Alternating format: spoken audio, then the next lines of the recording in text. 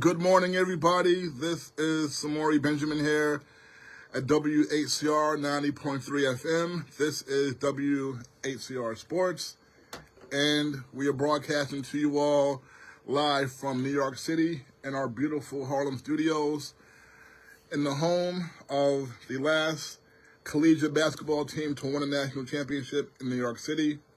That, of course, City College. And it's good to be back with you all. Kayla Abreu is in the house, women's hoops, as there is a little hiatus right now from the WNBA season, as 12 of the women in WNBA are playing for the United States at the Olympics.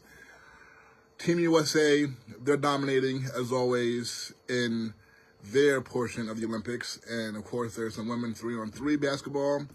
We'll talk about, there's a men 3-on-3 tournament, and we'll talk about, of course, the men's basketball team. But first, got to start with my guy, Jazz Chisholm. And last week, Kayla, you missed it. I did a whole report on Jazz last week because actually, like I told you all, Jazz is my favorite player to watch in baseball, right? And my favorite player used to be Jose Reyes. Met shortstop. You know, I'm a Yankee fan, but Jose Reyes was my favorite player to watch because he was so exciting. Speed, power. He dominated on the base pass with his speed. He made the defense, change up and made the pitcher constantly think about him on the bases, trying to stop him from stealing bases. Made the infielders have to constantly think about him, and he could go deep on you. So Jose Reyes was... Jose was a speed demon, stealing 60, 50 bases, hitting home runs as well. I felt like in 2006 that Jose Reyes should have won the MVP award of the National League. They actually gave it to Ryan Howard of Philadelphia that year. So Jose was my favorite player for a long time. Then he retired. And after that, I needed to find the new favorite player, and that player became Jazz. Because like Jose, Jazz has the speed and power combination, and he's very fun to watch. Like Jose, very fun to watch. Electric, the way he would run on those base pass. He hit so many triples, stole the bases. So just seeing someone that fast run is exciting, all right? Baseball, sometimes we don't have a lot of constant movement, all right? Basketball we do, football we do, soccer there is, of course. I'm not a soccer fan, but it's constant moving. Baseball, some people say it's too slow, it's boring, yada, yada, yada. Well, when you see guys that have blazing speed, that is fun to watch. So that was Reyes, and Jazz Chisholm is a speed guy. And like I said, he has pop. And last week I came on here, made a whole big to-do about Jazz being traded to the Yankees. The trade went down last Saturday. And then last Sunday after the show, he played his first game. So anyway, I made a big fuss about Jazz, and Jazz made me look good this week. He sure did because, on Sunday, his first game with the Yankees, and first of all, we know that for the past month, we've been talking about how the Yankees have been struggling. They were struggling big time after they got off to a great start, and they had the best record in baseball for about the first 2 months of the season, 2.5 months. They were the first team in baseball to reach the 50-win mark this season. So they were rolling. But baseball is a very long season. I mean, you play 162 games, 6 months or what have you, from late March to the end of September is how long a regular season is. And so when you have that many games, you're going to have instances where you have a couple of weeks, 3 weeks, maybe even a month where you're not playing well. But because the season is so long, you can either, like the Yankees did, get off to such a good start that you give yourself some room for error if things start to not go well, which is what the Yankees were in that position. So even though they struggled, they still right now, this morning as we speak, they are tied for first place with the Baltimore Orioles, And the Yankees, before they got Jazz, before the Jazz trade went down last Saturday, over the Yankees' previous 35 games, folks, they won 11 games and lost 24, okay? They were 11-24 before they made the Jazz trade last Saturday night, okay? And the day they made it, they had just come off of a brutal loss in Boston. Okay, here they are losing so many games, okay? The Mets, we saw how, first of all right, last week began with them playing 2 games against the Mets at home after they lost the first 2 games of the Subway Series 2024 in Queens last month. Now they have the Mets in their building for 2 games, and that's normally payback time whenever the Yankees lose some games at Citi Field. When they come to the Bronx, it's payback time, okay? And the first game of that series was a close game. The Yankees lost late, okay? And Mets closer Edwin Diaz was not even pitching that night, and they still locked the Yankees down. Aaron Judge struck out in the 9th inning. Yankees down by 1. He struck out looking, all right, at a pitch. A lot of people said, oh, the Mets walked him the first, 4 times he was up or whatever it was. So Aaron Judge was not expecting them to pitch to him, and that's why he struck out or whatever, but I was not giving him that pass. He looked at the first pitch down the middle, not at bat. Okay, fine, but he was down 1-2 in the at bat. So when you're down 1-2, you know that the pitcher is trying to strike you out, and he let the third strike. He looked at it. So I was like, come on, Aaron. But okay, that happens. Nothing you can do. He's Aaron Judge, okay? What are you going to do? You can't criticize him. He's the man. All right, so it happens, but hey, could have swung, Aaron.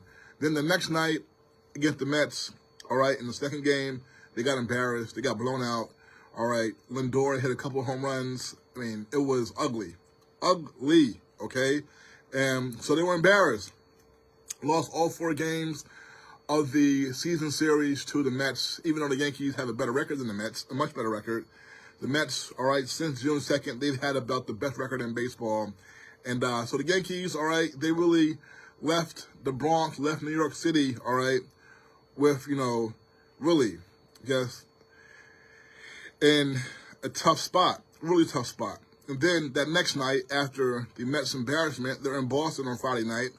They get a 7-4 lead, and around the 7th inning, looks like they're going to get a nice win against the Red Sox here on the road, which is really where their struggles began a month ago in Boston, okay?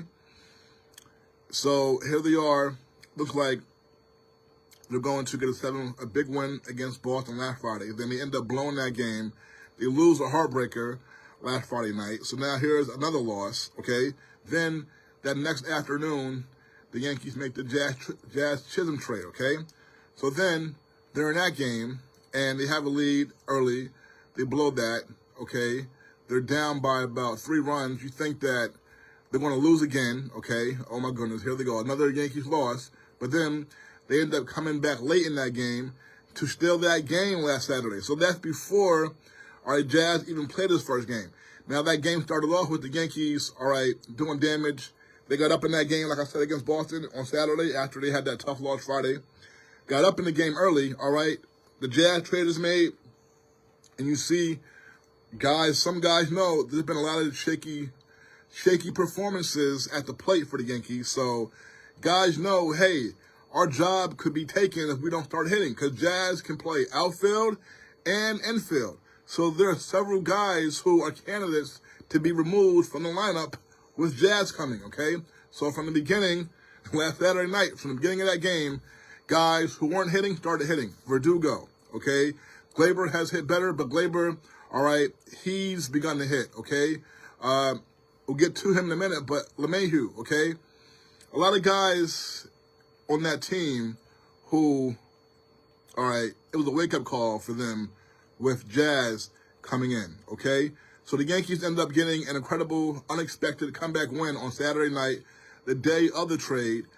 Then the next day, Sunday night, Jazz makes his appearance, okay? It's a Sunday night baseball game, okay?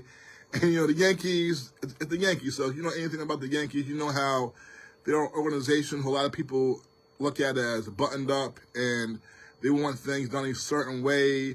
You can't have much facial hair. You can't have facial hair below your mustache with the Yankees, all right? So everybody is clean shaven, okay? They don't want, all right, just all the extra stuff, you know? And Jazz, he is about, all right, the entertainment, and if you want to say it, the extra stuff. It's fun stuff. But immediately, so when that trade was made, all right, people automatically thinking about that. Okay, how's that going to mix? You know, Jazz's style, exciting hip hop, swaggadocious style. You know, like I asked him 3 years ago when I interviewed him, I said, what kind of player how would you describe yourself as a player? And of course, we know in baseball, there's 5 tool players, right? He said, I'm a 6 tool player. And he was like, I know it's 5 tools: power, speed, hitting for average, defense, power, speed, hitting for average, defense, and arm. He said, yeah, I know it's 5 tools, I know it's that, but he said the 6th tool with the swag, you know? I have the swag. He told me that, right? So, and that's what he is. So you see him come out the dugout, right? In Boston's first Yankee appearance, and he's got the cap on backwards, you know, got the bling on, got the green belt. It's funny. And he's being him, right? That's what you want. You want Jazz to be himself. The Yankees, Lord knows, need that, okay? Because sometimes things can be too tight around them. But, I mean, they're a group of really cool guys. But, you know, Jazz definitely is bringing that energy, okay? And from, all right, that game, the Yankees, they come out smoking. They won that game, all right, comfortably last Sunday when Jazz shows up. Jazz had just an infield hit in that game late, okay? And so they put him in center field his first game, right? And he's somebody who he started his major league career as a second baseman. When I first saw him 3 years ago with Miami Marlins, he was playing second base. I interviewed him that season towards the end of that year in September, and he told me that his whole life he played shortstop, and they had only put him at second base when he got to the major leagues. And I asked him, which position do you like playing the most? He said, shortstop. I like playing shortstop the most. So then he played another year at second base, made the All-Star team that year. This is the 2022 season.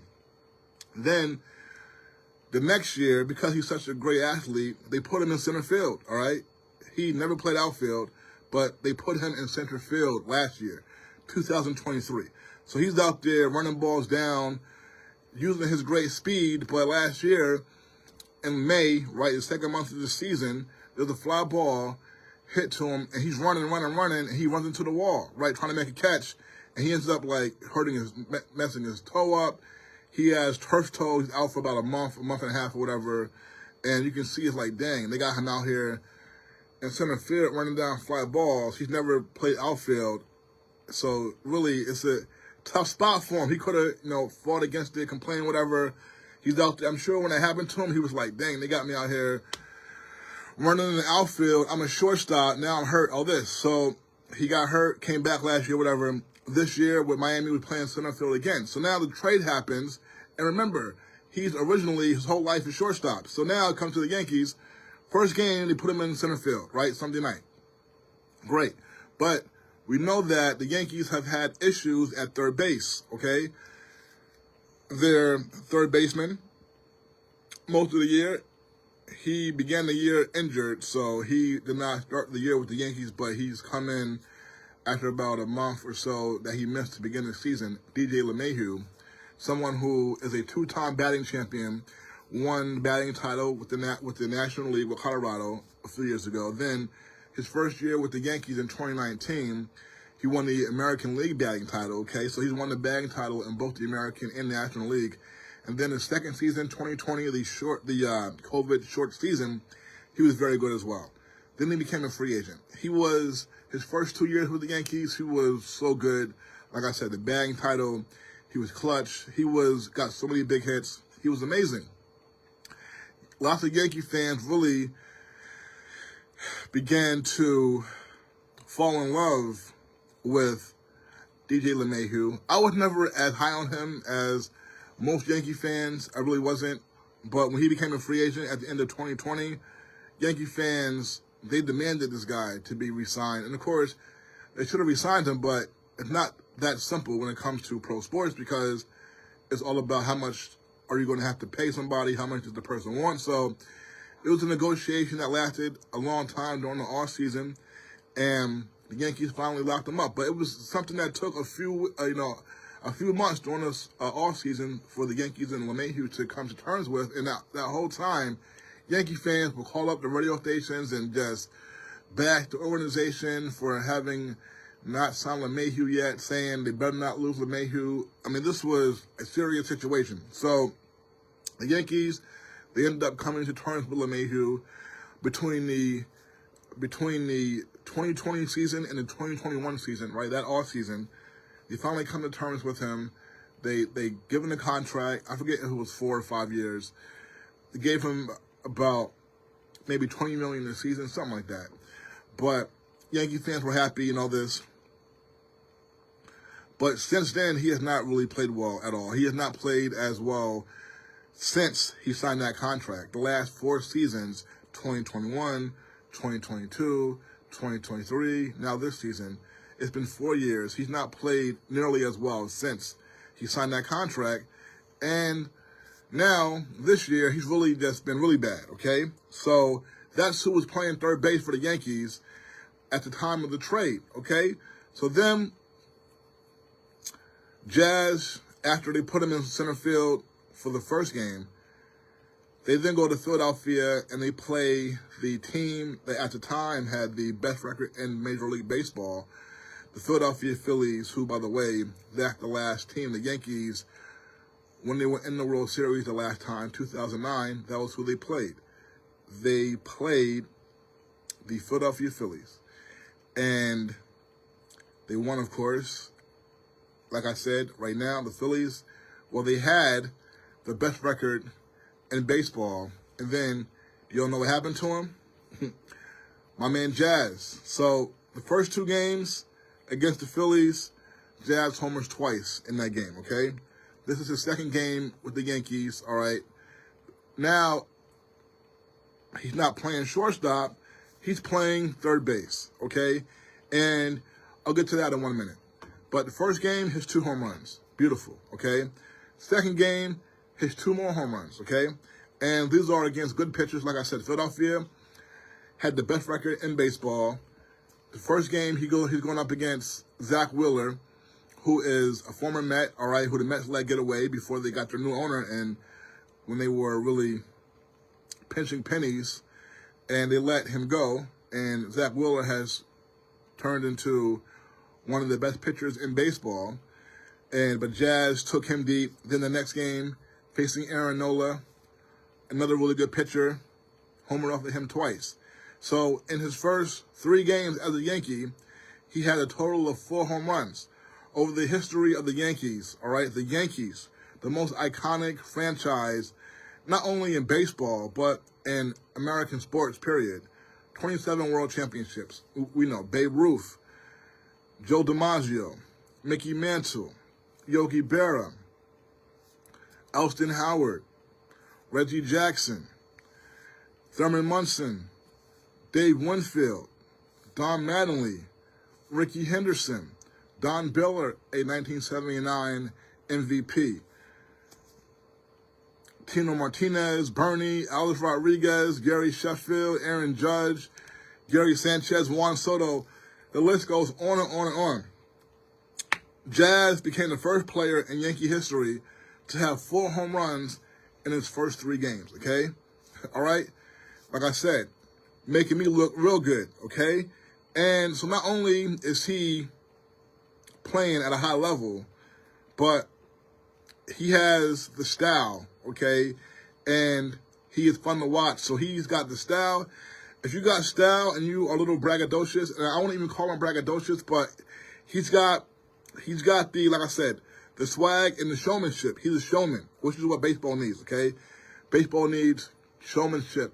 He's fun. Like I said, a lot of people, a lot of y'all watching out there, y'all know what I'm saying, because a lot of y'all say baseball is boring, okay? Jazz makes baseball fun. He's the kind of guy when he's playing, you want to watch what he's doing, okay? You really do. So, and it's one way for you to be like that, but you can't back it up on the field. when you do that, then you look silly. But if you have the showmanship and the style and you ball, then you are someone who, you are amazing. And you are someone that can back it up. And you're someone that becomes very fun to watch and very special. So, now first, okay, third base. Jazz shows up not only, all right, with the style, the energy, the backwards cap, okay, the fun spirit, but he's wearing number 13. Of course, who is number 13 for the Yankees?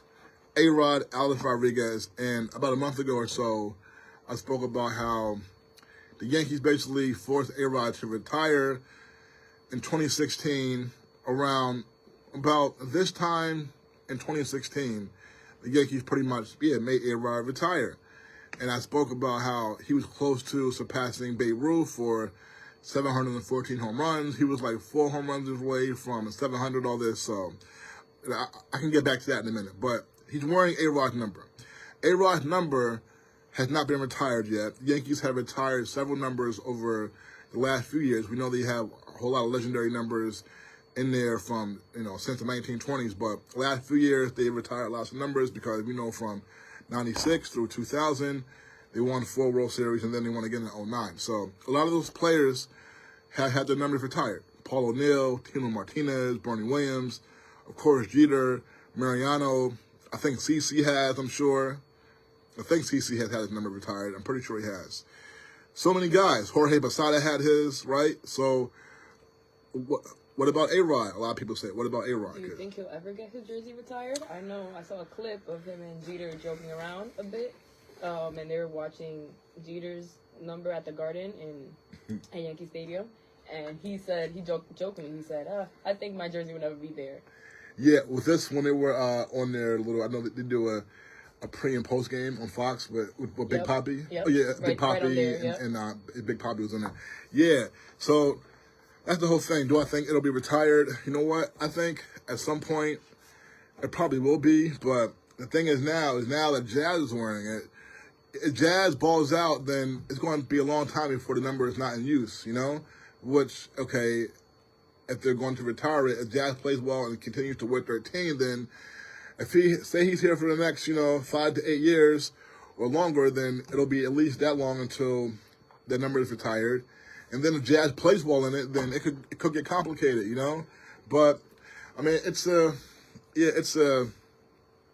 really interesting conversation. Is it possible to retire both? Yeah, it's possible to retire both, And it's very interesting that you said that because you're wearing the shirt of Carmelo Anthony, and that's a big question for him where he first played in Denver because we know Carmelo in Denver wore number 15, and we know right now who wears 15. Jokic. The greatest player in Denver Nuggets history, Jokic, wearing 15 right now. So it's like, what are they going to do? What are they going to do, right? So, yeah, I mean, you know what? There have been numbers, both players got the honor. Like, okay, we're retiring it. We're retiring this number, and both two great players wore it. And that has happened. If the Knicks retire Carmelo Anthony's jersey, it's all good with me.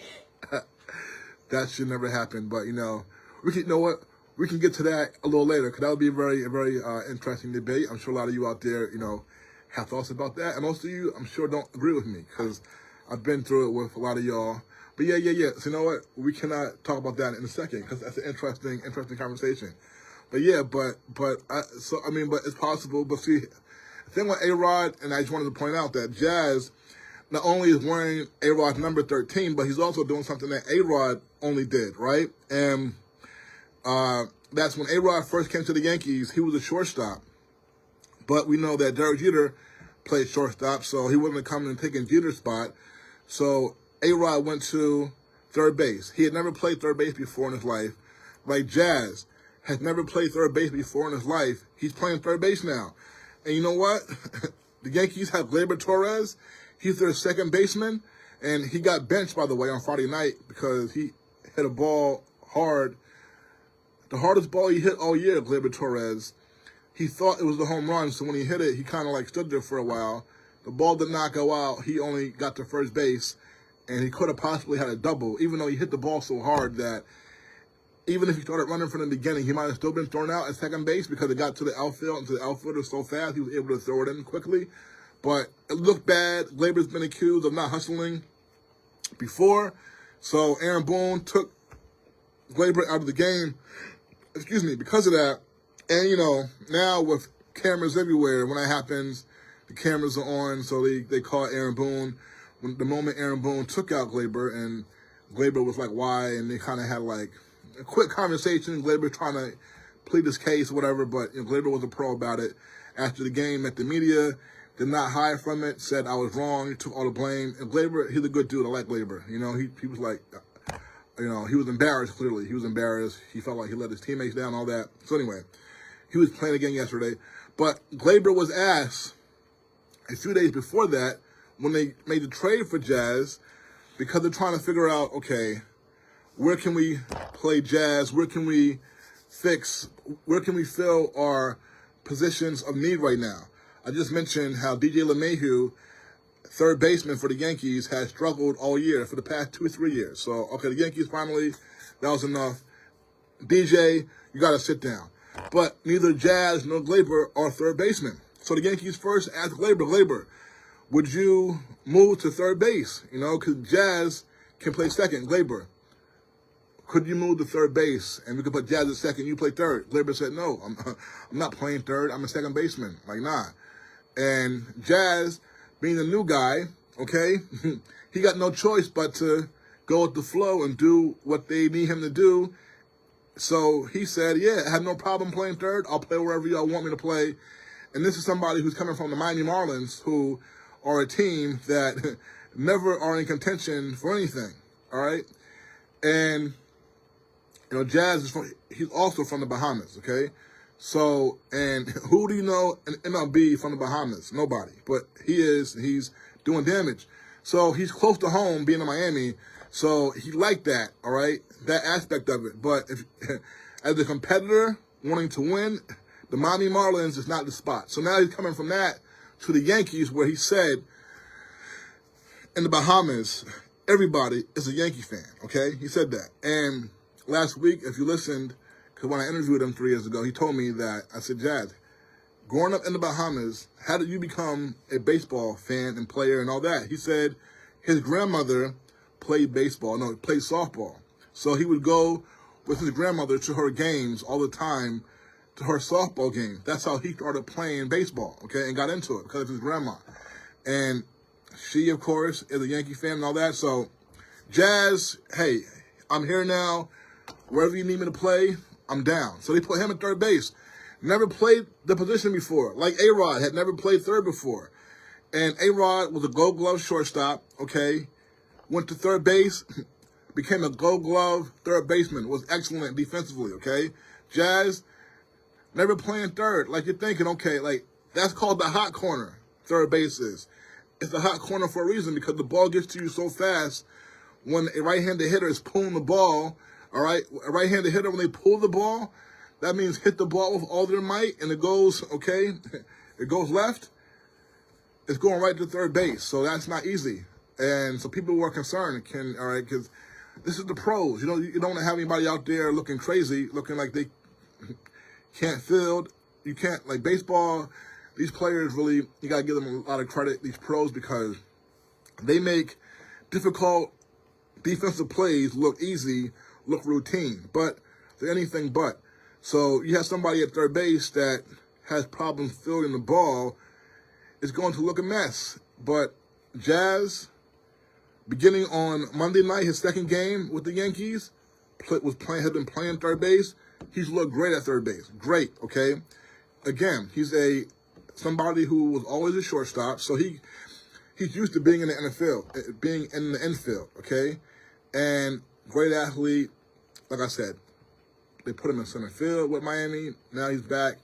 He's playing third, first time playing him. But at the end of the day, when you're someone like him who's that talented, that skilled, it's nothing, okay? It's just playing infield like he's always played infield. All right, filled ground balls, filled hard hit ground balls, but that's what he does. It's not. Sometimes people can make things out out to be bigger and more complicated than what they really actually are. And Jazz is making it look like that. Like, you know what? Even though I've never played third base before, it's nothing. It's infield. It's fielding ground balls. It's nothing. I got an arm. So he has, similar to ARod, okay, looked outstanding playing third, a place where, like ARod, had never played before. And Jazz gave ARod the respect because they asked him after the game, because clearly he's wearing ARod's number. So they asked him about it. He said, well, of course, the Yankees have so many retired numbers. So he said, because he was number 2, right? That was his number with Miami. Of course, he's a Derek Jeter fan growing up. So I never asked him, but I'm sure that he wore number 2 because of Derek Jeter. As you see, other players in the league were number 2 because of Jeter, right? Like, these ball players right now, the young guys, guys in their 20s, like, they're of the era of being kids when Jeter was playing. They were Jeter fans, like big Jeter fans. When the Yankees were dominating, winning World Series, these kids were watching Jeter, big fans. So he said that the single numbers were all taken up, so he couldn't wear a single number. And he said they offered him 18 or 13. And he said, growing up watching the Yankees, he named all the names of the Yankee players, Jeter, Teixeira, Cano, all that. And he said, so it was only right that I wore 13 because ARod wore 13, and I liked ARod. I liked the Yankees growing up, so that's why I'm wearing 13, because of ARod. So, like, he gave ARod the respect, saying, I'm wearing it because of you, So, like, if you're ARod, clearly you're going to be upset that your number is not retired. We know that he wants to retire, but at least if somebody's going to wear it, at least they're going to, they show you the respect and honor you, and they're, this acknowledging you. Like, I'm wearing it because of you, because I grew up watching you, admiring you. So that's got to make ARod feel a little better, because previously the last guy who was wearing 13 was Joey Gallo, and Joey Gallo was just a disaster here. He came here making 2 All-Star teams with Texas, but he came to the Yankees and he was a mess. He got run out of town as much as any athlete has gotten run out of town in New York. The fans hated him. They booed him out the park. He could not hit. He was striking out all the time, and ARod was mad that they had this guy wearing his number. You know what I'm saying? So, but now, the thing with ARod and his number being retired is complicated, because he's a great player. Clearly, when on their last World Series team, the only one that he won in his career, like I said, the only one the Yankees have won in the last 24 years was, which sounds crazy, because when they won those 4 from 96 to 2000, it was so dominant. And the Yankees have still been very good over the last 24 years, only missing the playoffs in 2008. They missed the playoffs in 2013, 2014, 2016, and last year. So they missed the playoffs just 4 times since 2001. So it's hard to make the playoffs, right? Harder than any other league, because there's less teams making it. So they've still been very good, all right, the last 24 years, pretty much every year, but they've only won one World Series. ARod was, of course, gotta say, he was the best player on that team, and in the World Series, he was big. The playoffs, he was huge the whole playoffs. So even though, like, that being the case, ARod, his situation is very complicated, because starting with when he first came into the league, came in a superstar with Seattle, playing shortstop, him and Derek Jeter were supposed to be, like, best friends, okay? And then the relationship, like, the first few years in the league, they were looked at as being best friends and all that.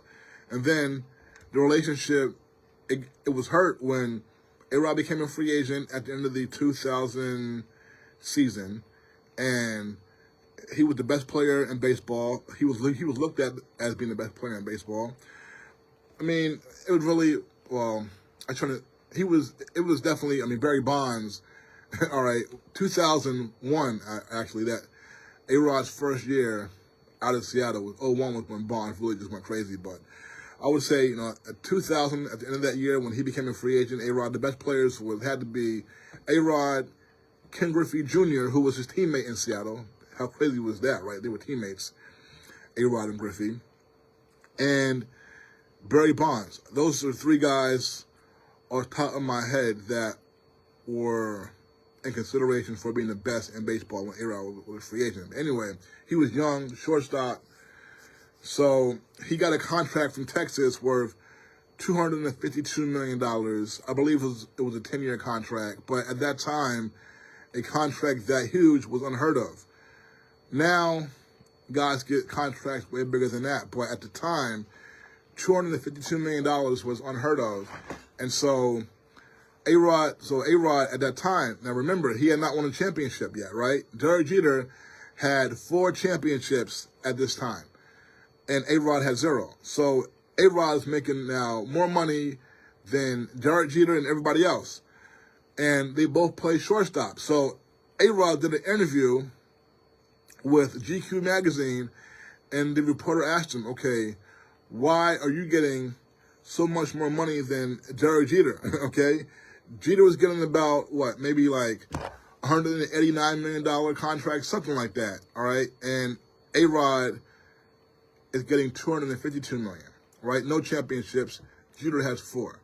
So ARod is asked this question in the GQ interview, and again, Jeter and ARod, it is publicized like they are best friends, and we always heard about how when one team is playing the other team, whichever team is playing at home, the visiting player would stay with that player at their crib, all right, during the series and all kind of stuff, right? Besties. Well, in the article, when ARod was asked the question, ARod said, look, I'm a better player than Derek Jeter, all right? You're asking me why I'm getting paid so much more than Jeter and everybody else. Well, all right, I'm a better player. When teams play against me, my team, all right, Seattle, or now I'm going to Texas, when teams play my team, the first thing they think about is, how do I stop ARod? Okay? How do they stop me? He said, right? He said, but when you play the Yankees, okay, people are not thinking about, the first thing they think about is not, how am I going to stop Derek Jeter? Okay? That's not what they're thinking. They're thinking first about, okay, other guys before they come to Jeter, all right? Paul O'Neill, Bernie Williams, Tino, all right? You got Strawberry was on those teams, okay? A lot of incredible ball players, okay? He said they're not thinking about Jeter first, okay? They're thinking about X, Y, and Z, then Jeter, okay? He said that's the difference, okay? That's the difference. He said he was better. So from that point on, Jeter and ARod, the relationship fractured, right? So ARod played 3 years in Texas at that point, right? Then he gets traded to the Yankees on Valentine's Day, 2004. I'll never forget it. And matter of fact, it's been 20 years now, right? 20 years since the whole trade went down. So when the trade happened, and the Yankees traded, to get him, they traded Alfonso Soriano, who was another really good player in his own right, okay? A borderline Hall of Famer, something that I can get into later about Alfonso Soriano's Hall of Fame case, but Soriano was dynamic. So the Yankees traded a really good player to get ARod, and in MLB history, only 4 players have had a 40-40 season, 40 home runs, 40 stolen bases, and ARod and Soriano are 2 of those guys, okay? The other 2, Jose Canseco and Barry Bonds. So even with that being said, ARod was looked at as the superior ball player to Soriano, and it's crazy because before that, Boston had made a deal with Texas to acquire ARod, where they were going to send Manny Ramirez to Texas in a deal for ARod. But ARod, in that trade agreement, had agreed to give back some of the money on his contract because Boston did not want to pay that whole contract, which at the time was the biggest contract in sports. And that was the reason why Texas was trying to trade ARod after having him for 3 years, because they gave him that huge contract, all right, $252 million. They blew every team out of the water, so no team, all right, when the Texas owner gave ARod that contract offer, every other team was like, you know what, we're out, okay? It was an offer so big that it was over, okay? No one else was in competition with them for ARod. ARod was like, you know what? I'm going for the most money. Now, even though I heard ARod recently talk about how, and this was in regards to Juan Soto, who's going to be a free agent this year, I heard ARod about 2 months ago or so, all right, talking about that 2000 offseason, and because he said that, he always said that he grew up a Mets fan, and the Mets were trying to get ARod that year, and of course, ARod had Scott Boras, who was the biggest baseball agent, all right, and he now has Juan Soto. And he was talking about how, at that time, he really wanted to play with the Mets, but his agent, Scott Boras, told him, look, Texas has given you a way bigger offer, way more money. You're going to sign with Texas, okay? So he was saying as a young ball player, he gave most, even though it was his future, his decision, okay, he gave most of the power to his agent, okay, to make that big, life-altering decision. And his agent was like, no, you're going to take the biggest deal. So you're going to Texas. And ARod said if he could have done it over again, he would have signed with the Mets. And he said, like we know later in his career, he ended up firing Scott Boras because when he, a few years into his Yankee career, he had to opt out of his contract, to opt out of that $252 million contract over 10 years, had a chance to opt out and get a new contract. So he did that. And when he did that, Scott Boras was making it difficult for him to re-sign with the Yankees because of what Scott Boras was asking for money-wise. And to the point where Yankees ownership and general manager, they were like, you know what, ARod, you can leave, okay? This is after the 2007 season, okay? They were like, you know what, okay, you want to get crazy with your contract demands? Okay, bye. So ARod was like, wow, he kind of overplayed his hand. So he said to his agent, you know what, he actually called the Yankees ownership general manager himself, said, you know what, I'm sorry, I know my agent, Scott Boras, he has these big contract demands, these big dollar amounts. I just want to be a Yankee, okay? I want to be a Yankee. Let's get a deal done. He fired Scott Boras, stayed a Yankee. So, all that to say that ARod, Boston ended up, had an ARod trade done in 2004. The Players Union did not want ARod to give back so much money so he could get traded to Boston, so that his agent and the baseball's Players Union did not want him to set that precedent where he's giving back so much money, to make a trade happen. So Boston ended up not being able to get him. Then the Yankees, about 2 weeks later, jumped in out of nowhere and traded for him. And this is funny because at the time, their third baseman was Aaron Boone, who was now their manager, who at the end of the 2003 postseason, we know the Yankees played against the Red Sox in 2003, in the American League Championship Series. It went to Game 7, extra innings. And how did the Yankees win that series?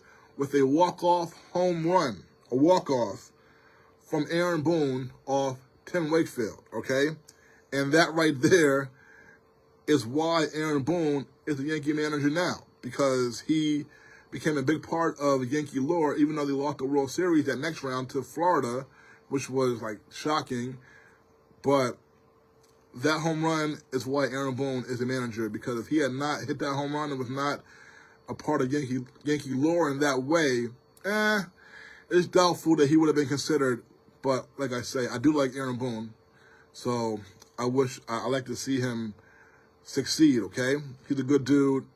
He's a great baseball mind. His grandfather and father and older brother played in the Major League, so I like Boone. But Boone was playing a pickup basketball game in the offseason in 2004. He tore his knee. Now they needed a third baseman. They go get ARod. So they have ARod now, but his relationship with Derek Jeter is now fractured because he was talking about Jeter. Oh, I just told y'all how he's not getting paid as much as me because he's not as good as me. So that relationship became fractured. So this is now like 3 or 4 years since he made those comments. Now they're teammates, and ARod always been a shortstop, but Jeter's playing there, so ARod got to move, so he played third base. Now, because of that, all right, his relationship with Yankee fans was always tricky because he came into a situation where Yankee fans weren't feeling him because he was talking trash about Jeter, who's supposed to be your best friend. Like, that was a big character flaw. But at the same time, Yankee fans were excited to have ARod because ARod at the time was looked at as the best player in the game. Oh, we're getting ARod. He had just won the MVP of the league, hitting 50-plus home runs, playing shortstop. That's crazy. So the Yankees get ARod now. So now it's like, okay, they have ARod. They added Gary Sheffield, too, who's another outstanding player.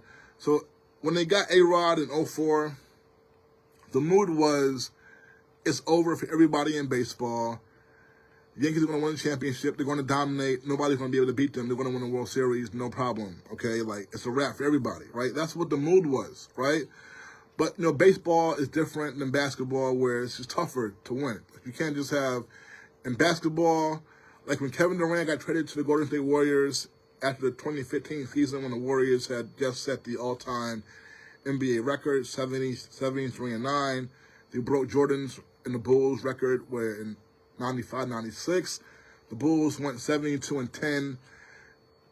In 2016, Steph and the Warriors went 73-9, broke the record.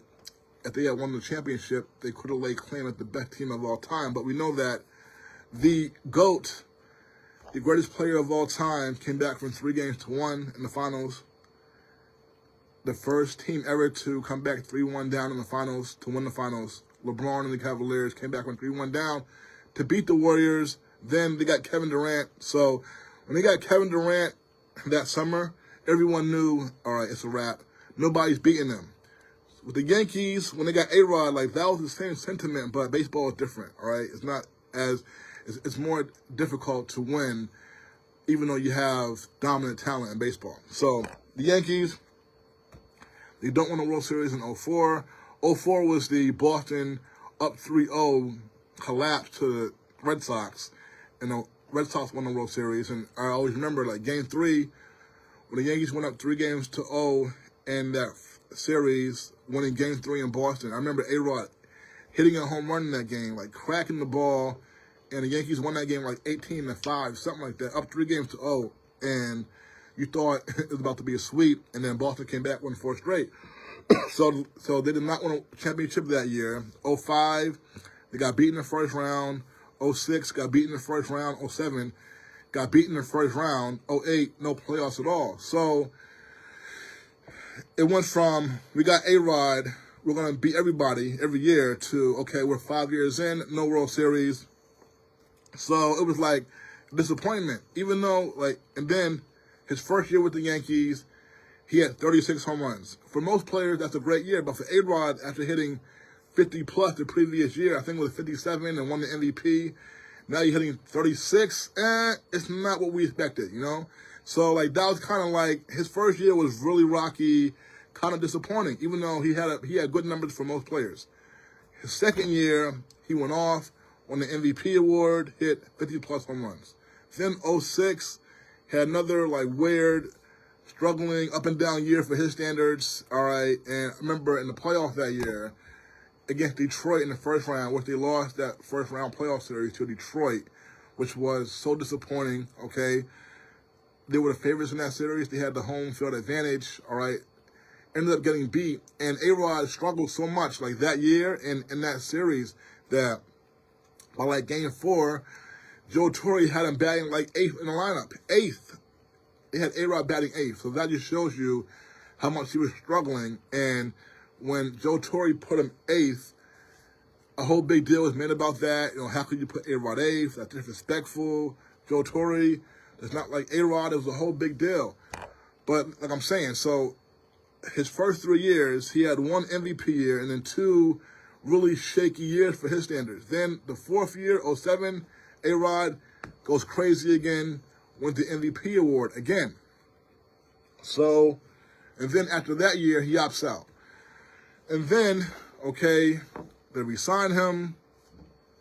And then it comes out before the 2009 season. Before the 2009 season, it comes out that ARod took steroids in the mid-2000s, okay, because before there was a steroids test in baseball, which the public was not aware of until around 2003 or so, when there was a big FBI raid on a laboratory in the Bay Area called Balco, and they were producing human growth hormones and steroids for athletes, and several athletes were taking them, especially out on the West Coast. Barry Bonds ended up, being linked to it. So anyway, that was the first time that the public became aware that there was no steroids test, because the public has assumed that the players are being tested for steroids. Like right now, fans assume that in every sport we watch, the NBA, WNBA, NFL, MLB, like fans assume that every player is being tested for steroids, right? We assume that. Are they? I'm not really sure. I know in baseball there's now a steroids test regularly because of what happened with being the whole steroids era debacle. But like players were not being, there was no steroids test in baseball.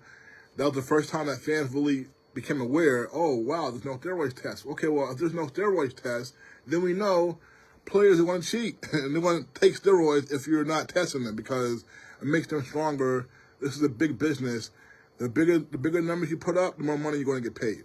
So, so that happened, and then it became a whole big thing, and then MLB and the Players Association, they agreed, okay, look, we want to take, there's no steroids test, we want to give every player a steroids test, but it's going to be anonymous, okay? So whoever does not pass, they're not going to be put on blast. It's anonymous, but if a certain percentage of players test positive, then that's going to automatically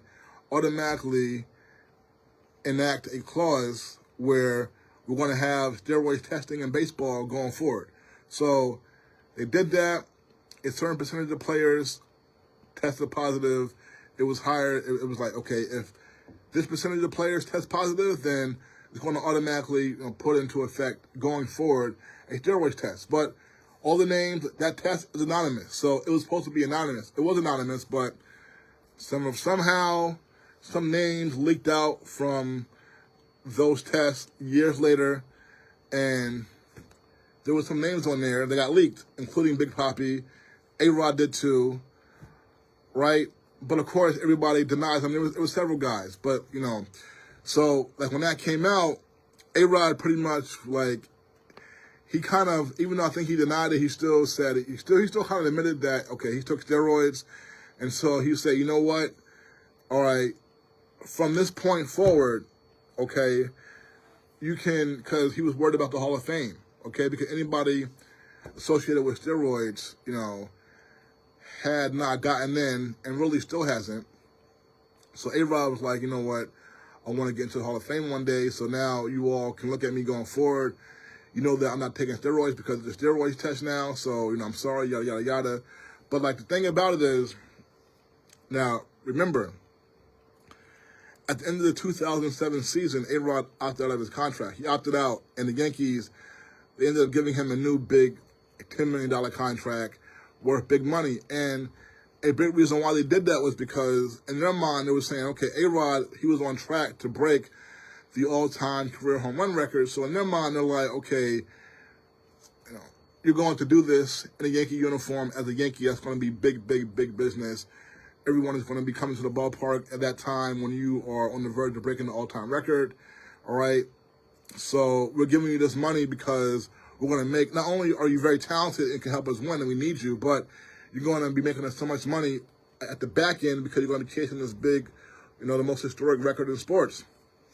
So that was a big reason why they gave him that huge contract again. So then, a year later, when it comes out that he took steroids, okay, now that record is not looking as such a big deal because now it's tainted. It's going to be tainted anyway. So when you're chasing it now, it's not going to be as special if people think that it's tainted because you took steroids, right?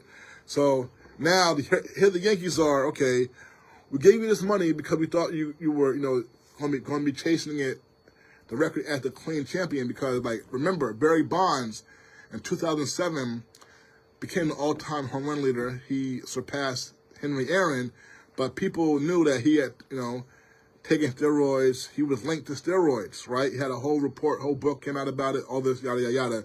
So people were looking at Barry Bonds as, like, the dirty home run king.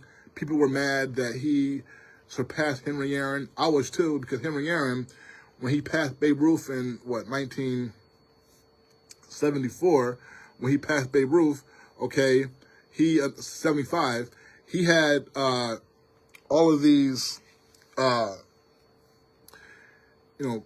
death threats that he got towards him, okay, and because Babe Ruth, all right, he was a white ball player, and he was like God, okay? I talked to Dusty Baker, who was a teammate of Henry Aaron in Atlanta, and Dusty Baker said, yeah, at that time in America, Babe Ruth was looked at like God, white American hero, and people did not want to see a black man break Babe Ruth's record.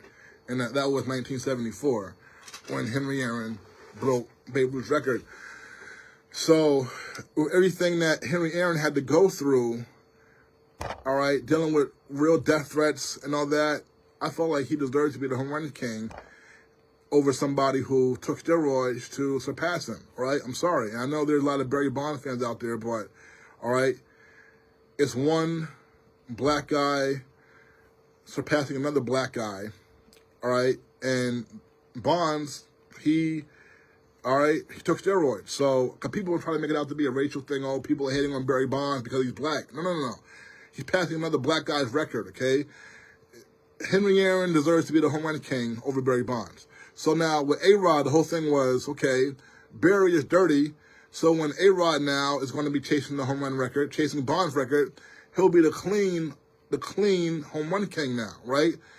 So then a year into the new contract, when it comes out that ARod took steroids too, now the Yankees are like, okay, well, now it's not going to be as special when you are chasing the record because you're dirty now too.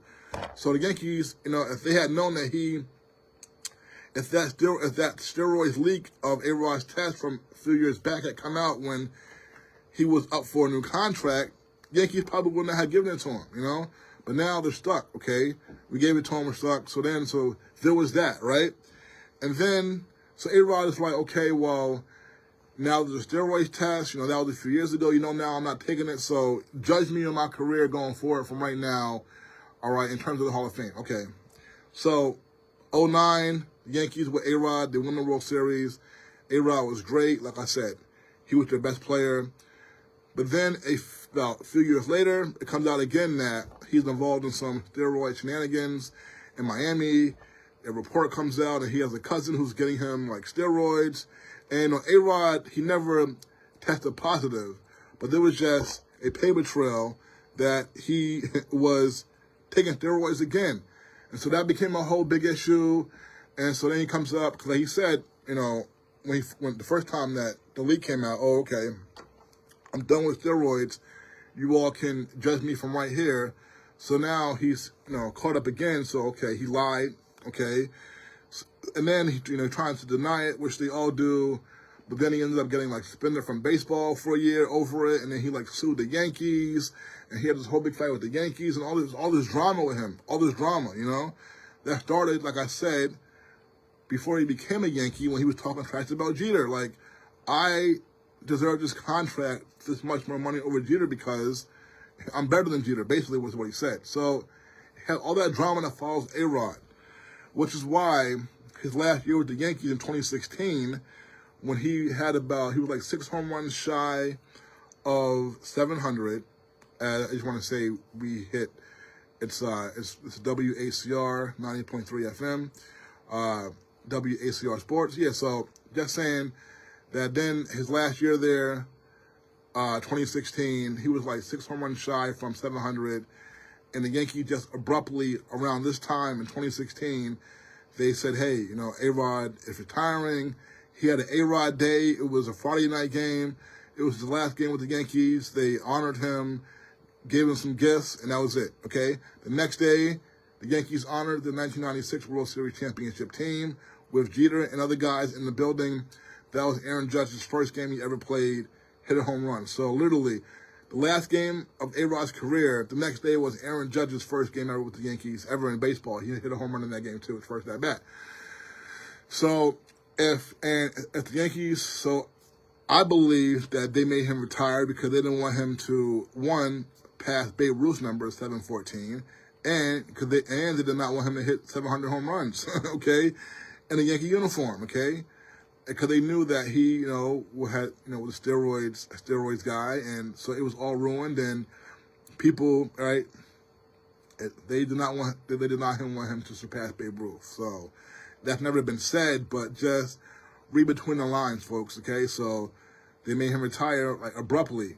So, and I believe that ARod, because he could have, there were other teams who wanted to sign him, have him play out in another year or two, and he could have done that. And he could have hit 700 home runs, okay? He would have surpassed Babe Ruth. You never know. He might have even been able to maybe, get the Bonds, maybe. Probably not, but maybe. He had more home runs left in his bat. But he did not go with any other team because he wanted to stay in the good graces of the Yankees moving forward. So he didn't. He shut it down. And now I wonder if he would still have done that, knowing now, okay, 8 years in, his number is not retired, So now the question, Kayla, you asked me, do I think that his number will be retired? I think his number will be retired at some point because I think, you know what? His numbers definitely, but, I say that, but then you have the whole steroids thing, so it gets complicated. But at the end of the day, all right, he was the best player on their 2009 World Series championship team. He put up big numbers, and look, the steroid thing is unfortunate, but the way I feel about it, either way, I don't really care. If you don't want to put him in, I'm not going to go crazy. If you put him in, I'm not going to go crazy. So he's supposed to be at the Yankees are going to be honoring their last championship team, 15 years since they last won it in a couple of weeks at the stadium for Old Timers Day.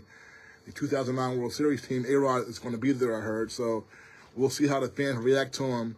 But, a lot of the younger fans who, that 2009 team is the only championship that they've seen the Yankees win. They love ARod, And I'm an example of it. Yeah. Love Robinson Cano.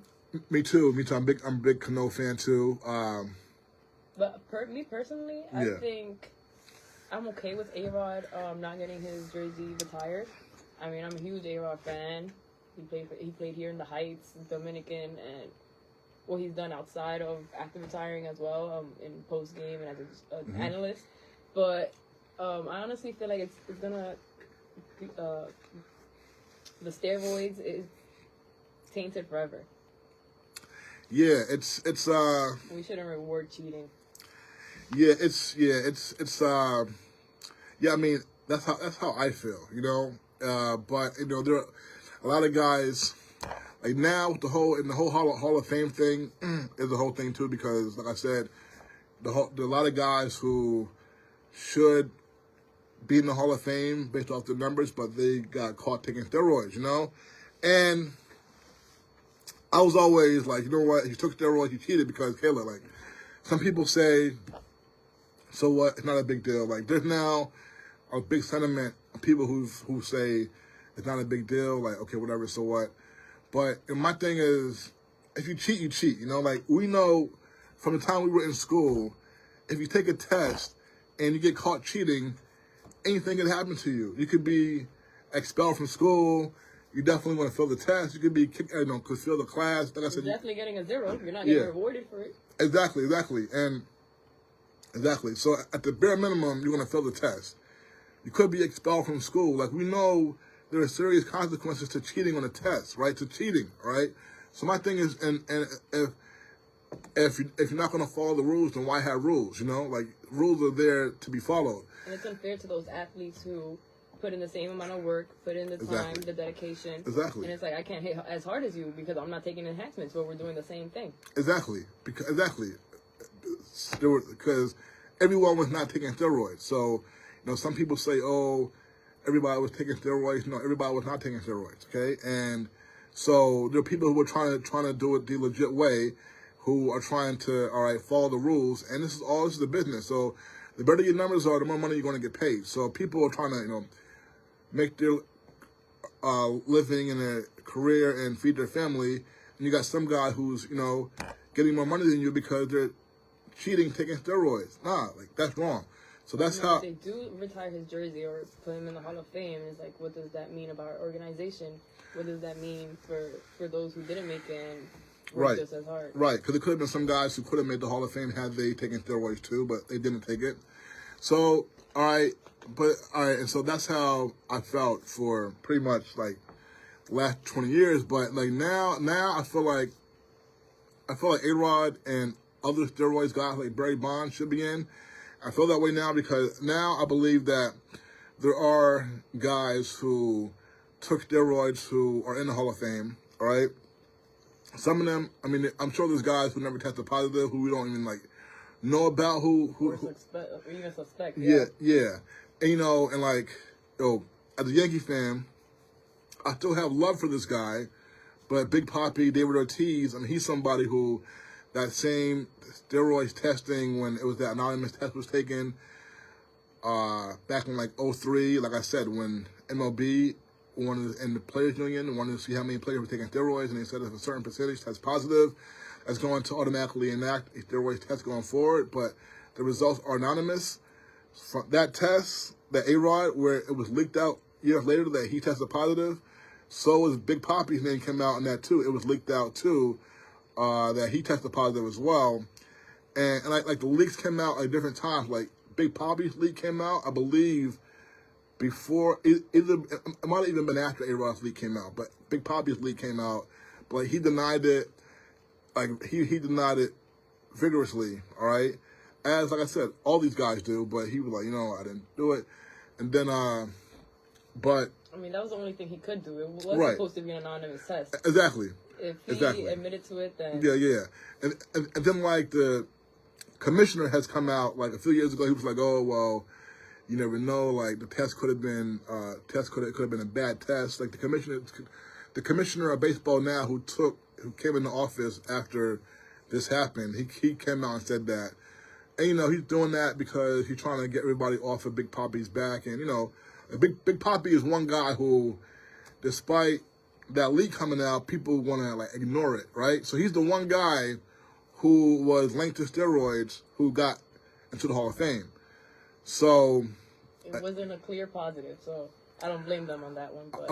It probably was, but because it's supposed to be confidential, they held him down. Is it something, would he have been able to sue in a situation like that? I'm not really sure, because I know he did not sue. Then he'll probably be admitting that he's positive. Yeah. I'm not sure if he was able to sue. But and then it was a leak, so it's probably hard to figure out how who put the leak out there, who gave, because the New York Times broke the story, so it'd be kind of hard to who told the New York Times that these players tested positive. So but then Big Papi's career is kind of interesting, because before he got to Boston, he was with Minnesota, and he was, even though he was kind of big, he didn't really have that much power, but then he just started beasting. But I don't know, who knows? But Big Papi is in, but not just that. The commissioner, Bud Selig, he's also in the Hall of Fame. Bud Selig presided over the steroids era.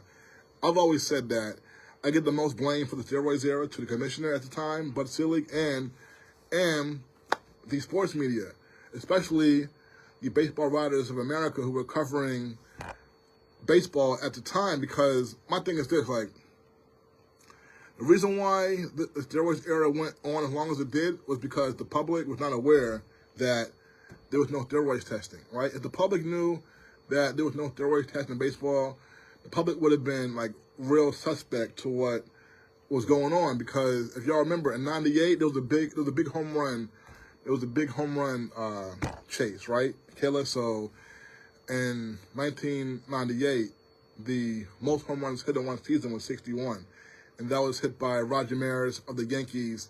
He hit 61 in 1961, and Babe Ruth before that had the most in one season at 60. And so Roger Maris, the Yankee first baseman, broke his record in 61, hit 61 home runs. So in 98, and so like that record is like the most prestigious record in sports, the home run, the single season home run record and the career home run record, right? So that record of 61 home runs in one season stood, up until 98. So like in 98, it had been like 37 years, right? And so that summer, Mark McGwire and Sammy Sosa were both having great seasons. They both chased the record, and then they ended up both surpassing 61. McGwire hit 70, and Sosa hit 70. Sammy hit 66, so 70 and 66 home runs, right? So, like, at the time, that was, like, the biggest thing in sports, and everyone thought what they were watching was real. Because the public did not know that there was no steroids test. So the public thought that these guys were being tested for steroids. So, like, that was a huge, huge thing. But if the public had known then that there was no steroids test, then everybody would have been looking at them like real suspect, like, are you guys taking steroids or are you doing it for real? To the point where they probably would have forced the league Exactly. to implement Exactly. So, like, steroid test. Exactly. So, like, at the point, if the public had known that there was no steroids test, like, they would have had demanded a steroids test at that time. So even to the point where 3 years later, 2001, Barry Bonds comes along and hit 73 home runs. So, like, you had the record has stood for 37 years, all right, before 98, and then before that, when Roger Maris broke Ruth's record in 61 with his 61 home runs, the record has stood, all right, since 1920s, before Maris surpassed Ruth in 61. So you have all these big gaps between how long the record is being surpassed, and then Barry Bonds comes along 3 years later in 2001 and hit 73 home runs. And so still at that time, no one knew that there was no steroids testing. So that was looked at as like, wow, this is amazing. So then, like I said, around like 03, when there was the FBI raided this laboratory in the Bay Area, like that's when the public really became aware for the first time that there was no steroids test in baseball. And so when the public became aware of that, like that's when the public demanded a steroids test, and the Congress got involved. They had a hearing on Congress. They invited all these ball players, and it was a whole big to-do. It was a big mess, a big scandal, and the public demanded that the players be tested for steroids. So my point is that had the media, the sports media, the baseball writers, had they come out with an article or just said anything that, you know what, folks, there's no steroids test in baseball, everybody then would have been like, wait a minute, there's no steroids test. So, like, the public would have been, suspect from that moment on. So there's no one in the media, no baseball writer, nobody ever. The media kind of failed. Yeah. Like, so, like, the media. The people. Yeah. So, like, the media, sports media that was covering the game, they would totally sleep at the well. Either they would sleep at the well, or they don't want to expose MLB, which either one is an indictment on the baseball writers and the sports media. I'm sorry. Like, you can't be covering the game and something as simple, but at the same time big, something as big as, all right, steroids being taken, and something as simple as, okay, there's no steroids test, let's inform the public and have them come up with their own conclusions, right? Like, all it would have taken was one sports writer to tell the public, folks, there's no steroids testing. Some of these players might be on steroids. Like, it would have been over then, but that never happened. So I say that I blame them for the steroids era the most, the sports media and sports media / baseball writers of America who cover the games on a day-to-day basis and are in the clubhouses, and the commissioner, Bud Selig, because Bud Selig knew, of course, that they were taking steroids because he knew there was no steroids test, right? Right. I mean, to the media's defense, in that era, during that time, nowadays, people aren't scared to share their opinions and say what they have to say, even if it's false. But back then, they were probably scared of MLB exposing the league. But you know what? And I hear what you're saying. But the thing is like a lot of these journalists, journalists and investigative reporters, they would have been able to cover the games regardless because they were with such a big news organization that they wouldn't have had their credentials stripped because they were telling the truth, writing a truthful article about what's going on. So like they would have been able to get away with it. I mean, like they're working for a news organization, not, the baseball team or MLB or anything. So they would have been good. But also, you've seen like so many investigative reporters write exposés on different stuff in sports. I mean, there's so many, like you see sports reporters break news on so many different things, right? Where it is, and they're praised for, like, oh, wow, that's a great story you broke, that's a great investigation, where if a reporter were to come out exposing the steroids in MLB or just saying that there's no steroid tests, it's just informing the public, they would have been looked at as, wow, this is like great work, Right. That's the way I see it. It would have been viral. Would have been the breaking news. Yeah. Could have worked in the writer's benefit. Right. So I feel like if anybody did put out an article or any kind of report about this, it would have helped their career, because it would have been like, wow, this is something that we did not know, and like they would have just dropped the bomb on MLB. And again, like these reporters don't work for MLB or for these teams; they work for their media companies, and they would have been, they would have been praised. So my thing is just like, and then what's crazy is that if these same baseball writers who let the steroids era happen right under their noses, who now they're the ones who, because they vote for who goes to the Hall of Fame, so now they're the ones who are keeping out these steroid users from the Hall of Fame when, in actuality, these baseball writers were the ones who failed at their job by not exposing it, So, like, you all, like, to me, the media, sports media, the baseball writers, and the commissioner are the biggest culprits for the steroids era because the players, if you're going to give them no tests, of course they want to cheat. You know what I'm saying? Like, I mean, we already know that it's not going to check them. They want to cheat. So I don't expect them to blow the cover on themselves. But the media is supposed to be the watchdog. That's their job, and the commissioner is supposed to be the one who is running things. Like, he clearly knew that they were taking steroids because there was no steroids test, right? The owners, they knew too, but again, they're trying to make money, So if the leagues want to let them do it, they want to, hey, this is good for the game. So, it's complicated, but Bud Selig, the commissioner of baseball at that time, being in the Hall of Fame, like, if you put him in the Hall of Fame, because he let it happen. So you put him in the Hall of Fame, and the writers who were incompetent at their jobs and did not expose it, they're now the ones who are not letting in the guys into the Hall of Fame. So, like, there should be a cutoff point to when steroids come into play when voting in for the Hall of Fame. Yeah. At least, like, when the rule was actually... Right. Yeah. So, now, Kayla, I'm at the point where, I don't care anymore. Let these guys in. Let ARod in. Let Bonds in. Whoever else you think was good enough. I mean, Sammy Sosa, you got to let him in, too. Now... Baseball Michael Jackson? Yeah, no, Sammy's wilding. So, yeah, now I'm at that point, But, so ARod's number, it's kind of a long conversation about ARod and his number, but I think that, they should put him up there. I mean, you got everybody else in there. Let them all in. Yeah. ARod should definitely be in the Yankee, have his number retired, but now with Jazz wearing it, it's complicated because how long will Jazz be wearing it? And, ARod is the kind of guy where, his number, but like I said, he had the whole thing with the Yankee organization because, like, he sued the Yankees. Like, his last 2 or 3 years there were ugly. He sued them, and it was like all this drama. So it's complicated, but yeah, it's more than just the steroids.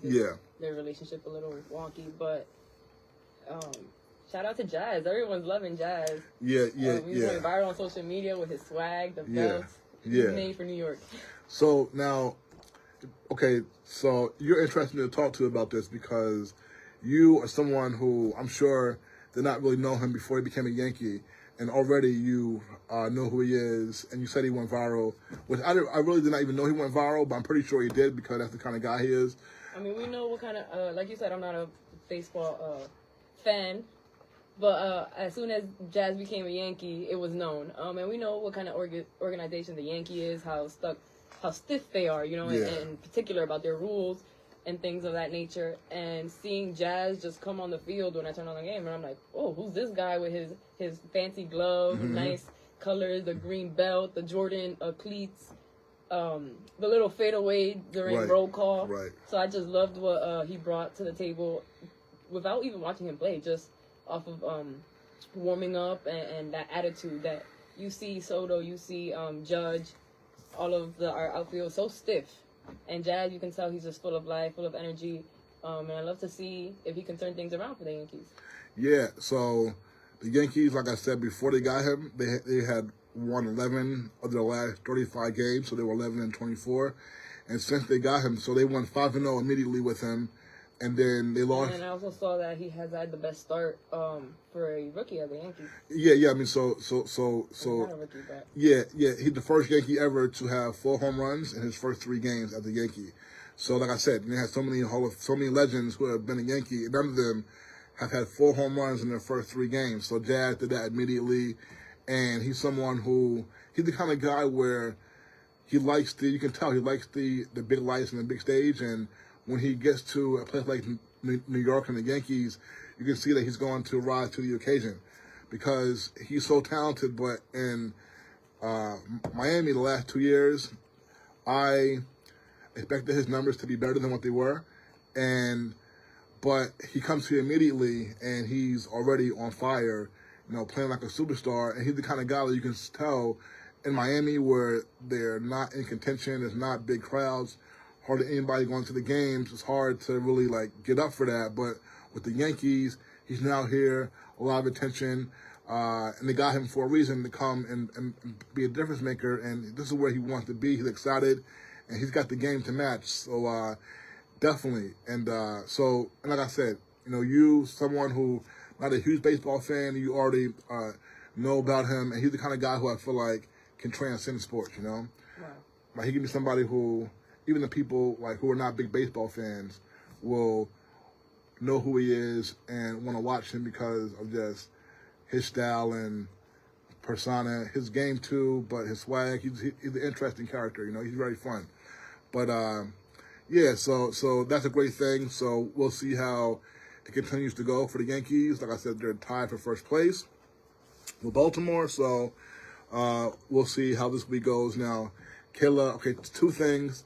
We got about 20 minutes to go. So the Olympics are going on right now, and then we got to have a little Carmelo number retirement with the next conversation real quick. That's always fun, So now the Olympics, folks, okay, we are now we're 11 days from the WNBA season. Okay, yeah. It starts back in August 15th. Mm-hmm. But as for the Olympics right now, we can start off with 3v3. Last year we won in 2020, but it was 2021 because of COVID. We won gold. It was Jackie Young, Kelsey Plum. We have Stephanie Dolson in that team, and I'm missing one more. Alicia Gray. We're representing. A quick question. So Kelsey Plum was on the 3-on-3 3 years ago. Yes. So now I thought she was on the Team USA 12-woman team too. She wasn't. No, she wasn't. Oh. No, she was. She was. The only first timers this year is Sabrina, Alyssa Thomas, and Kalia Copper. So she was on the last year's team. So she did both. So she did both. Wow. Okay. Yeah, Kelsey Plum did both. And this year we have Erica Hamby from the Los Angeles Sparks, Ryan Howard representing from the Atlanta Dream, and then Haley Van Lith, who is the only college player. Who I'm not a fan of. I'm sorry.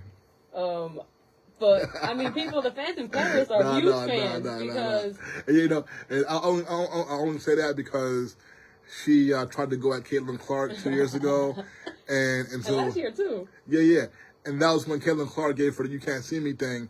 So when Angel Reese did the Caitlin Clark, people took what Caitlin Clark did to Van Lith, Caitlin Clark did the same thing. Well, no, Caitlin Clark did it to another white girl, and it was because the white girl was talking trash to her, Angel Reese just did it just, unprovoked. So that's my whole thing, but okay, I'm sorry. Yeah, that was back when Haley Van Lith played for Louisville. Yeah. A couple years ago, then transferred to the winning team, LSU. Yeah, and I love seeing Caitlin Clark bust Angel Reese and Van Lith's butt last this past Elite Eight. Okay, sorry. But LSU fans were in attendance. You would see so many LSU jerseys, and I just love to shout out LSU, shout out their effect on women's basketball in general, not only Angel Reese and Caitlin Clark, but just the school, the university. To have so many people in Paris in the stands wearing Haley Van Lith jerseys is just so cool to see. But yeah, she's the only college student representing in men's or women's for basketball. Oh, cool. And then we have Sierra Burdick, who was drafted by the Los Angeles Sparks in 2015, played for the University of Tennessee, has played in 3v3 for over 10 years now, is no longer the WNBA, but she has really put in the work to be a 3-on-3 player. This is what she does. This is her bread and butter. So Sierra Burdick is our fourth player. And we know rookie Cameron Brink is out with the ACL. Mm-hmm. She was chosen over De'Arica Hamby, so De'Arica Hamby has been her replacement. And we started off with a loss to Germany, 13-17. We've lost 3 straight, and it took a buzzer beater from Ryan Howard over Canada, 18-17 over Canada. And for the rules for the 3v3 is a little different. Of course, it's half court. You have to take the ball back after a rebound and things like that. And once the 10 minutes are over, or the first to 21. And the 10 minutes were up, so it was tied 17-17. And then the first basket after the 10 minutes is the winner of the game. So shout out to Ryan Howard for putting Team USA in the win column. Yesterday they played China and also won 21-14. Tomorrow is their semifinals versus Spain at 11:30 a.m. And we cannot lose one more matchup if we want to make it to the gold medal game. And winner of that matchup will face against Germany or Canada for the bronze medal or gold medal games. I have a quick question. Do you think now the women who are playing 3-on-3 now? 2 questions. How do they come up with who the women are going to be in the 3-on-3? And do you think that the best women possible who are not with Team USA, that there are other women who could be a part of this team who are better than the girls who are playing now? Well, that's a great question. They play every single year, so, every Olympics is every 4 years, mm-hmm. But on the years that there is an Olympics, there's the World Champions, the FIBA. So these players, last year, they played in the 2023 FIBA where they won the gold medal. Quick question. Do you know when that tournament is played? Because I'm assuming that it's not during WNBA season because the girls who are playing now will not have been able to play last year for what, right? Right. It was right after the WNBA season. Okay. De'Arica Hamby was a part of that team. Gotcha. Yeah. Actually, she was the one who beat Puerto Rico in a buzzer beater to win the gold medal last year in 2023. Oh, wow. So shout out to De'Arica Hamby. And last year she had already given birth to her youngest legend. So I know she really wants this Olympic medal. But I believe these are the best players that were chosen to represent 3-on-3. As we know, the rest of the WNBA players are playing for the Olympic team. And we do have a lot of girls at home. As we know, the Team WNBA has beaten the Olympic team, so there are more options. Right. But it's a different training and it's a different commitment. These girls have committed 3 years of 3 summers back to back to back. I got you. To be ready for this Olympic team. So they have the chemistry. And De'Arica Hamby wasn't chosen to represent 3v3. It was actually Cameron Brink, which kind of didn't sit right with me. Cameron Brink is a rookie. It was her first time playing in the WNBA. She had never practiced with the 3-on-3. And De'Arica had had the game-winning shot the year before to bring USA the gold medal. So I believe De'Arica should have been chosen from the jump. Right.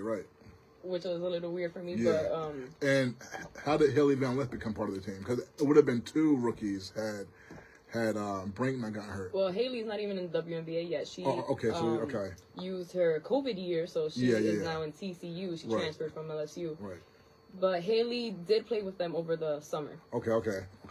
Last summer? Yes. Okay, but yes, it would have been to a rookie. Okay. But I believe Haley, we could have had another WNBA player, someone who was on Team WNBA, probably with better handles. Your girl, Rodriquez, right. I think would have been a better choice for the 3-on-3. As for the other players, I think they were perfect choices. Yeah, and then even like, not for nothing, but people talking about Caitlin Clark not being a part of the Team USA. They could have put her on the 3-on-3, you know? Yeah, and she's perfect for that. Her shooting ability and her passing ability, which is key for the guards. I'll tell you one thing. You put Caitlin Clark and Angel Reese on that 3-on-3, hey, people are watching that, you know? No, they are. People are watching that, you know? Yeah. So that's been great. And speaking of the best players for the men in the 3-on-3, we have. Yeah, you know what? Before you start, I couldn't even name one name on 3-on-3 for the men. Yeah. That's what I'm here for. We have some players called Cannon Berry, Jimmer Fredette, Cameron Maddox, and Dylan Travis. And Canyon Berry is actually Rick Berry's son. Oh, really? Oh, yes. really? Oh, wow. He went viral recently for shooting the granny shot. Oh, yeah. In the free throws. The Rick Barry shots, yeah. And, like, it's funny because Rick Barry, he's, like, tried to tutor some NBA players over the years at free throws. He's like, yo, just shoot the granny shot underhanded, you'll be good. And they're like, you know what, I could, but I look too crazy. I'm not going to do that. I mean, why not? He was 90% from the free throw line. No. Wow, okay, so, you saying that, now I'm interested because I want to see Rick Barry someplace, okay. Yep. They have lost their first 4 matchups. Wow. Have won the last 2. So they've played a total of 6 games. They cannot lose any other matchup in order to qualify for the Bronx medal. They play again today at 1 p.m. So if you're interested in watching Rick Barry's son, tune in on NBC or Peacock. But I just thought it was a cool fun fact that people were clowning him on the internet for, like, who is this guy? He's not even in the NBA, but his dad is literally known and has proven to be effective with that shot. Yeah, I haven't heard anybody mention that he's playing or that shot. And, that's one thing people are sleeping because with all these major networks who are covering this, sports networks, I've never seen, like, that would be an easy thing to point out that people would relate to it. Tune in to the Everybody knows Rick Barry and that shot. Even the basketball fans, the old basketball fans know about his underhand shot. Wow, so people would know that his son is in there. People would watch that. Wow, interesting. But I know, Jimmer Fredette actually is one player who I do know. He was I think he might have even been a player of the year in college a few years ago, but he was like a mad bomber. He's actually from upstate New York. He went to BYU. He's an undersized guard, so he was like a crazy scorer, but never really got a chance to play in the NBA, but okay. Interesting, yeah. I saw he got hurt the last game, right? He did. Yeah. But I saw Barry on the back of his jersey, and I saw him shooting that way. I was like, I need to Google this guy. He has to be related to him in some way. Yeah. And he had 2 brothers in the NBA. Brent Barry won a championship with the Spurs and played. Brent Barry won a slam dunk contest in the late '90s. His brother, like might be the only white guy. Well, we had the guy from the G League win like last year. McClung. I think before that, I think that Brent Barry was the only white guy to win a slam dunk contest. He won it with the Clippers in like the late '90s. He came out, had like his whole warm up outfit on, didn't even take it off, and won. Yeah. And so it was Brent Barry and John Barry, who's older than Brent. So they're Rick Barry's sons too. Cannon's a lot younger than them. Cool. And there was a third one, Drew Barry, that played at Georgia Tech. Yeah. So it's great to see the Barrys continuing the legacy. Yeah. But if you didn't know, now you know some of these 3v3 players, and you can tune in. But out of curiosity, what NBA player do you think would be a good fit for the 3-on-3? Yeah, because it's interesting because the men and women are dominating the 5-on-5, the normal basketball game. Dominating for the men, but for the women we are. well, the men. Since they've had, like, I know the exhibition, they kind of yeah. But they played South Sudan the last game and like destroyed them. They did. And then they played Puerto Rico yesterday. It was same thing. And it was close in the first half. Yeah, and 20 years ago. Too close for my liking. And 20 years ago, Puerto Rico beat USA in the Olympics in the first game. Like, that was stunning. JJ Barea, right? Yeah. No, it was Carlos Arroyo. Oh. Yeah, Carlos Arroyo. Yeah. But with the 3-on-3, the men and women seem to both be like really having kind of struggling a little bit, So to your point, if the NBA, if they could, like, clearly the men in the Olympics don't have, like, the three best guys to put out there. But who I think would be good to be out there, yeah, it would be, there are a number of guys you could put out there. I mean, could you imagine, like, Kyrie playing in 3-on-3? But, Kyrie won't even be out there because Kyrie just too much with Kyrie. He'd probably be out there, and I'm all for, taking a knee during national anthem and all that. But, like, the Olympics don't want that, you know what I'm saying? So, Kyrie, you don't know what Kyrie might do, you know what I'm saying? Kyrie showed up to the Olympics, But but there's a lot of guys who. But that would be a great choice. Oh yeah. I mean, and he'll be fun to watch. Like, because if you're thinking on 3-on-3, you need a good post player, and you need a shooter, and then you need a great ball handler. Yeah. It's not the same strategy. You can't go with the same strategy as 5-on-5. Right. I think Kyrie would be a great guard for the 5-on-5. Yeah. What big? 3-on-3, yeah. 3-on-3, yeah. He would be a good decision for the USA Olympic Committee until he got out there and started doing the protests and whatnot. They'd be like, oh no, what do we do? I'll be down with him, but he could have made things complicated. But yeah, I mean, what other big? Yeah, I mean, could be who would be good out there? So many guys. I like Chet Holmgren, the young guy. Lillard would be good. Yeah. So that's interesting. I wonder if in the future. I mean, it's just interesting how they come up with their Olympic guy for the 3-on-3. Can you imagine LeBron at 45 doing the 3-on-3? Yeah. I mean, people would watch for sure. That would be crazy. Yeah. I mean, he was out there supporting the women, so it was great to see him on courtside. And let's move on to the 5-on-5. Yeah. The women's team are unstoppable. The only team that has given us a hard time has been Team WNBA. Mm-hmm. So we're tied at number 1 in our Pool C, with Germany, 2 wins and 0 losses. They're facing off Germany right now, actually. Last time I checked, we were in the lead. So that would determine the winner of Pool C. And quarterfinals start Wednesday, August 7th on NBC or Peacock. So make sure to tune in to that to support our 5-on-5 team. And then next Sunday, 5 a.m. Eastern will be the bronze medal, and 9 a.m. will be the gold medal. So we'll have the results for you here, as this is Diana Taurasi's last Olympic run. The most decorated Olympic player.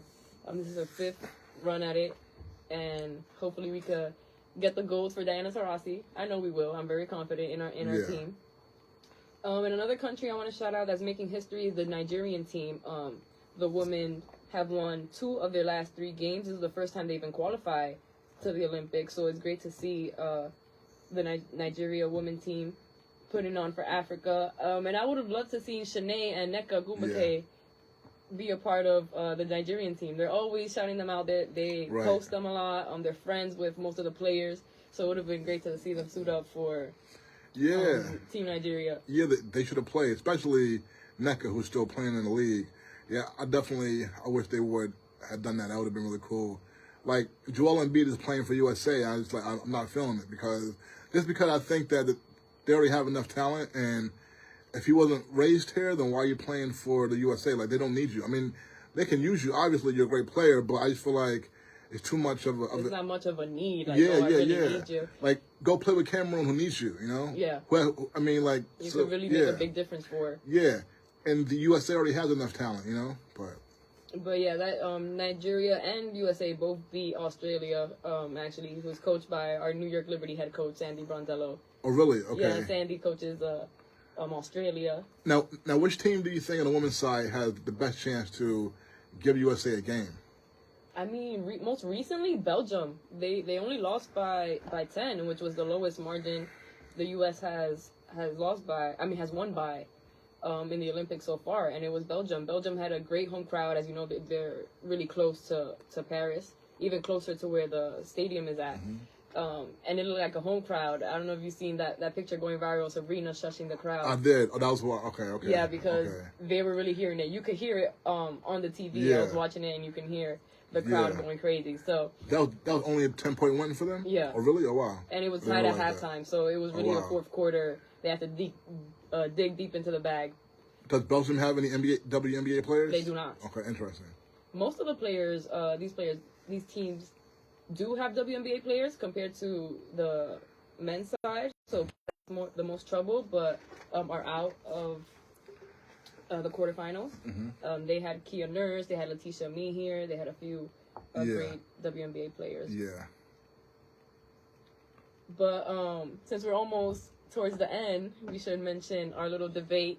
Should Carmelo Anthony's jersey be retired as a Knick?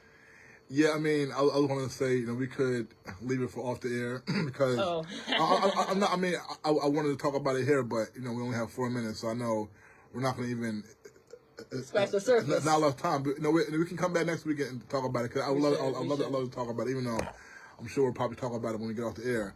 But really quickly, I know you were watching the sprints yesterday, the track and field. I'm always into the track and field. Because it's amazing how fast these athletes run, and everybody runs. So to be the fastest person, or the fastest man, fastest woman, like you're really the best of everybody. Everybody runs. Everybody does not, do gymnastics. Everybody does not swim. So like the talent pool and those events, even though what they're doing is spectacular, it's not the same as everybody is in the running fast category, the run category. So to be the fastest is, to me, amazing, It is. And we had a little drama going on with that situation.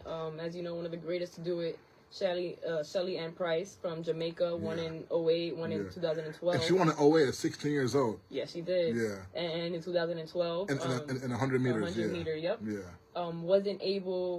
Dropped out the competition maybe an hour before competing, because she wasn't allowed to enter through the player's entrance, which is insane. So did Sha'Carri Richardson, and it could have been the reason it kind of threw off their game. But both Sha'Carri and Shelly Ann Price weren't staying at the Olympic Village. They were staying at their own hotels. And the entrance where they went in through the day before, it was all good. It was the Olympic entrance where all athletes and Olympic athletes would be left by the Olympic bus. Then the following day, since they didn't come in the Olympic bus, which they were doing every other day, they weren't allowed entrance through the player entrance. And she was very upset. She was late to warm up. She couldn't warm up. She had to walk an hour from where their player entrance was to the regular entrance, the general admission entrance, and it just threw her off her game. She decided to drop out the race. Sha'Carri still ran. She won second, and shout out to Julian Alfred, who won the first medal ever for St. Lucia. Yeah, very impressive. She reminded me, she was in the same race with Sha'Carri Richardson, who we know about her, a lot of drama from the last time. She was ineligible to run last time because she tested positive for marijuana, and then she was racing in a race outside of the Olympics a few months after the Olympics, after she was like, I would have won had I not been ineligible from marijuana. And then she was in a big world championship a couple months later, and she got smoked, finished like sixth. But then she's come back, she's won some world championships, but not the Olympics. And now yesterday, the 100 meter final, she had a chance to get the gold, but she lost to Julian Alfred from St. Lucia. So Sha'Carri does win the silver. There was a third place finisher was a woman also from the USA. Yeah. So now 200 meters, Shelly Ann Fraser could run in later in the week, so hopefully she does. Sha'Carri will be on the 4x100 relay team, so hopefully we get to see them compete, especially since this is Shelly's last Olympics that she announced before coming into Paris. So yes, we'll love to see a legend run one last time. And of course, shout out to Simone Biles. She's doing big things again. At a time, we got to go. For Kayla Abreu, check her out, Women's Hoops on Instagram. We'll be back here next week with a full recap on the 2 weeks of the Olympics. For now, we got to go. Take care, people. Have a good Sunday. I meant to get into the Olympics a lot sooner, like crazy. Yeah, we should have. Yeah, time did go fast. I didn't even notice. I was like, wow, it's